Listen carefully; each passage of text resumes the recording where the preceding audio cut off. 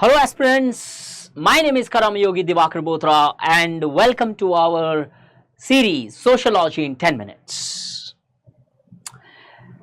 आज paper 1 chapter 2 का last topic एथनोमेथोडोलॉजी episode है 13।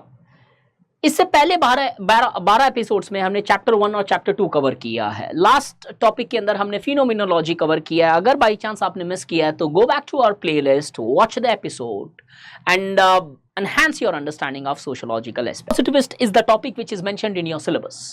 Pheno और ethno directly mentioned नहीं है, but they are the part of non-positivist methodology. Positivism sociology को science मानता था. Non-positivist comes and rejects the notion that sociology is more closer to social sciences, not closer to science.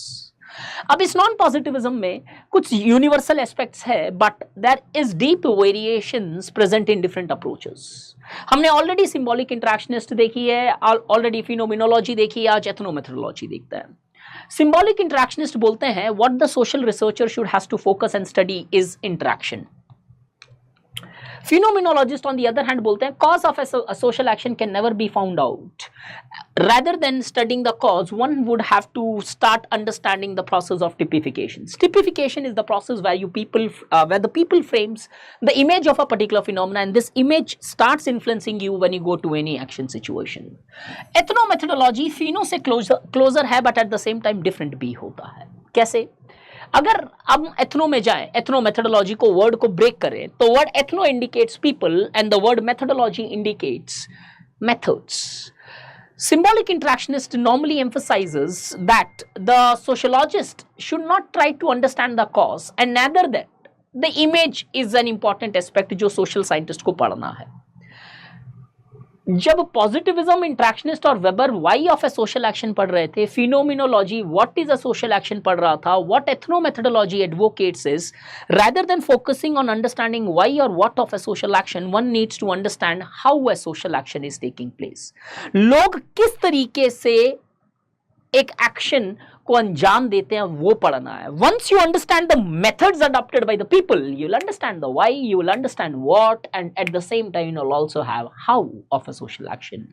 So ethnomethodology advocates the social scientist should study the methods which people adapt in order to undertake a particular action situations.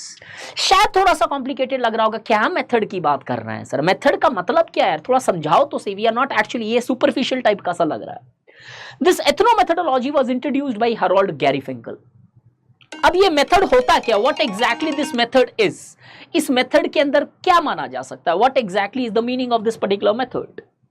अगर हम method को देखें तो simple aspect बता रहा हूं समझना। पहले के लोग वाई पढ़ रहे थे, बाद में व्हाट पढ़ रहे थे। एथनोमेथोडोलॉजी बोलता है कि व्हाट मेथड्स पीपल अडॉप्ट।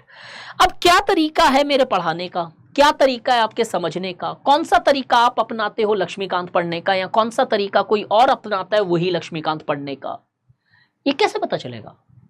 ये पता चलेगा एज पर ethnomethodology by understanding the circumstances of a social action. आपकी सिचुएशन डिटरमाइन करती है कि क्या टाइप का मेथड जो है आप अडेप्ट करने वाले हो। सो ethnomethodology advocates one needs to understand the situations as the situations impacts the individual in taking a social action. ये सिचुएशन आपको इन्फ्लुएंस करती है कि कैसे एक्शन लेना है। अब एग्जाम्पल के तौर पे समझाऊं थोड़ी सी स्टडी से, तो एक स्टडी कंडक्ट की गई थी, कोरोनर्स एक्सपेरिमेंट्स, एटकिंसन का ये एक्सपेरिमेंट है। इसके अंदर मुद्दा ये था कि कुछ डेथ्स ऐसी होती है जहां पे आप क्लियर क्रिस्टल बता नहीं सकते वो सुइसाइड थी या वो मर्डर था, क्योंकि आपके पास सर्कमस्टेंशियल एविडेंसेस नहीं होते हैं, आपको पता नहीं है कॉन्क्रीटली कि किस तरीके से वो मर्डर माना जाए, सुसाइड माना जाए। तो एटकिंसन ने एक्सपेरिमेंट किया जहां पे जजेस से उसने ये पूछा कि आप कैसे पता लगाते हो जहां पे क्लियर एविडेंसेस नहीं है कि वो सुसाइड है या मर्डर है। तो कॉरोनर्स, जिनको जज बोलते हैं, जजेस ने ये रिप्लाई दिया कि हम सर्कमस्टेंसेस देखते हैं उसके अंदर जिसके अंदर वो डेथ हुई। अगर उस सर्कमस्टेंसेस में चीजें बिखरी हुई मिलती है तो उनको लगता है कि यहाँ फोर्स का यूज किया गया और शायद ये मर्डर की तरफ ज्यादा टिल्टेड है। और सर्कमस्टेंसेस में कुछ ऐसी चीजें नहीं दिखती है, कोई फोर्स का निशान नहीं दिखता, तो वो उन्हें सुइसाइड करार दे देते हैं जहां पे क्लियर क्रिस्टल एविडेंसेस नहीं है। तो अब एटकिंसन बोलते हैं कि कैसे ये जो common sensical understanding based upon the situations is actually helping the जजेस to take a decision on a particular case. Same इसी चीज को हेरोल्ड गैरीफिंकल ने उठाया और यूनिवर्सिटी में एक्सपेरिमेंट किया। So technically what we are saying here is ethnomethodology advocates the circumstances are the most important aspect which influences a person to take an action। जो इंट्रैक्शनिस्ट बोल रहे थे इंट्रैक्शन से एक्शन होता है, और जो फॉर एग्जांपल पॉजिटिविस्ट बोल रहे थे कि एक्सटर्नल फैक्टर से एक्शन होता है, या वेबर बोल रहे थे मीनिंग एंड मोटिव से एक्शन होता है। हर कोई आदमी इंडिविजुअल को तो पढ़ रहा है दोस्त, लेकिन इंडिविजुअल क्यों एक्शन लेता है वहां पे वेरिएशन है। This is where you need to understand the differences between non positivist methodologies. So ethnomethodology advocates के circumstances influences a person to take an action.